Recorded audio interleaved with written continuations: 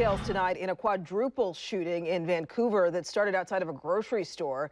According to court documents, last Saturday night, Henry Gonzalez Carmona and his girlfriend were walking out of the Safeway on Mill Plain Boulevard when someone started shooting at them.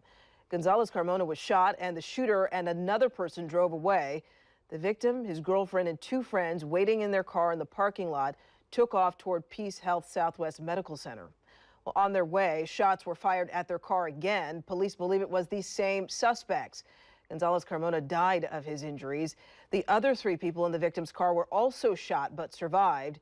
Using surveillance video from the Safeway, police found and arrested the suspected shooter, Nicholas Sterling. He's now facing charges of murder, assault, and drive-by shooting. Detectives believe that the shooting may be gang-related. Police